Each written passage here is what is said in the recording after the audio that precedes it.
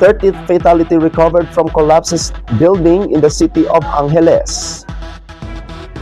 Firefighters respond to a reported fire in Villa Angela subdivision. All turns out to be a prank.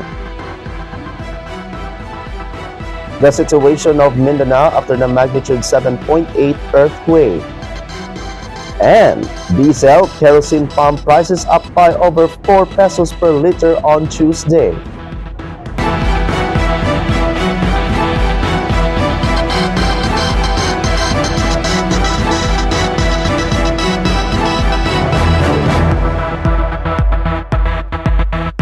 Good evening, I'm Apolinario, 30 Dignadi si Valencia, and this is Philippine Headlines. In Luzon, 13 fatality recovered from collapsed building in the city of Angeles. The death toll from the collapse of an under-construction building in Barangay Balibago in the city of Angeles, the province of Pampanga, has risen to 30. According to authorities, the 29th victim was recovered at around 9:37 p.m. on June 8, while the 30th victim was retrieved at approximately 12:18 a.m. Search, rescue, and retrieval operations are still ongoing as responders continue to look for other possible victims who may remain trapped beneath the rubble.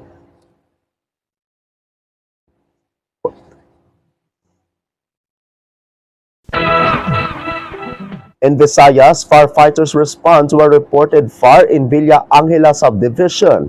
Call turns out to be a prank. The firefighters responded to a reported fire at Villa Angela subdivision in Barangay Villamonte in the city of Bacolod, the province of Negros Occidental at around 8:40 p.m. on Monday.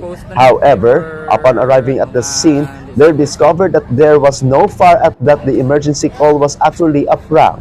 The Bacolod City Fire Station is urging the public to use emergency communication channels responsibly.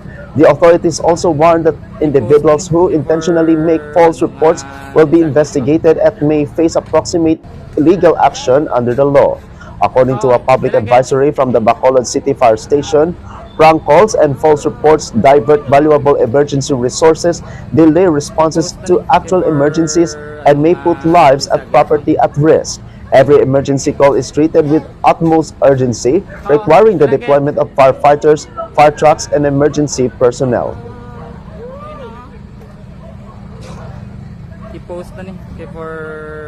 Kilometers. The shock was also felt in some parts of the province of South Cotabato.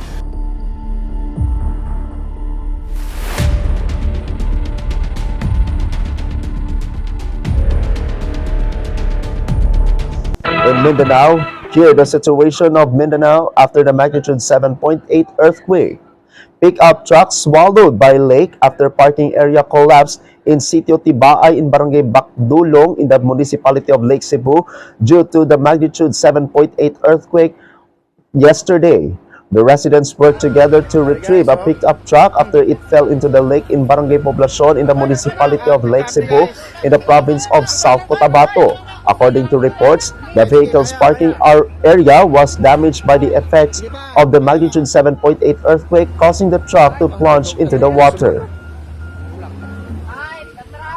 Meanwhile, over 1,000 aftershocks recorded in Mindanao. The Philippine Institute of Volcanology and Seismology, or PHIVOLCS, has recorded 1,055 aftershocks following the magnitude 7.8 earthquake that struck Mindanao on the morning of June 8. The earthquake's epicenter was located offshore of Sarangani, and it triggered tsunami waves along the coast of Sarangani, Davao Occidental, Tawi-Tawi, Sulu, Basilan, Zamboanga del Sur, Zamboanga Sibugay, Sultan Kudarat, and South Cotabato.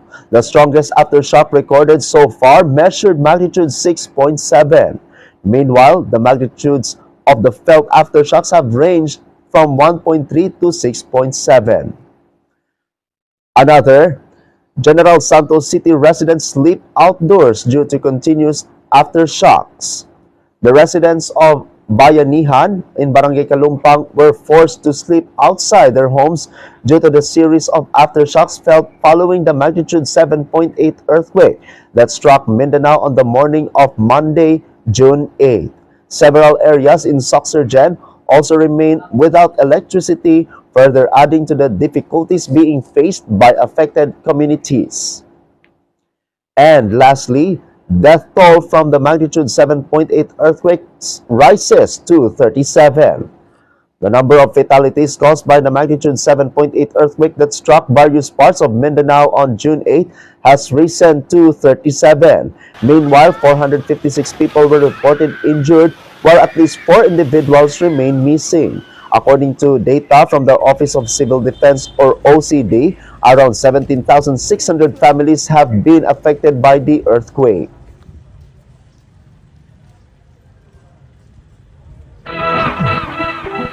In the other news, counterflow lane on South Road properties reinstated.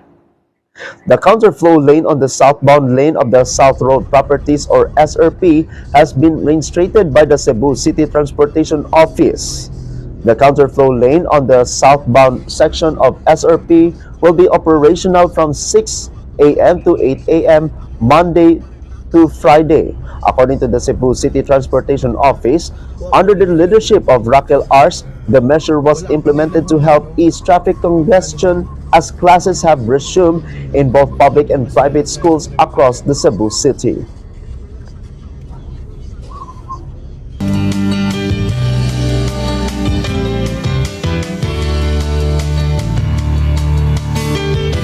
And our business update, diesel, kerosene pumps prices up by over 4 pesos per liter on Tuesday. The motorists will have to pay more for petroleum products this week as retailers on Monday announced another round of upward adjustments following in the rollbacks in the past week. Below are advisories from the companies that have released advisories from pump price adjustments so far on a per liter basis.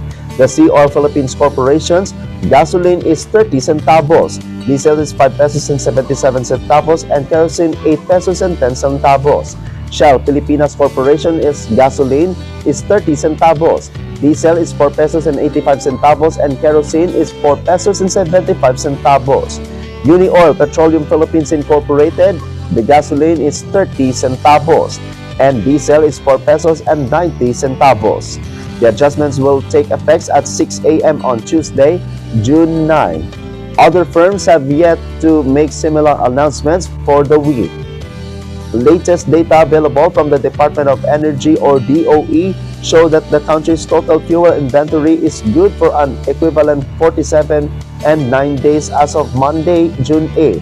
Broken down, the gasoline supply is estimated to last 44.81 days, diesel for 45.21 days, kerosene for 143.9 days, jet fuel for 73.29 days, fuel oil for 41.1 days, and liquefied petroleum gas for 45.4 days.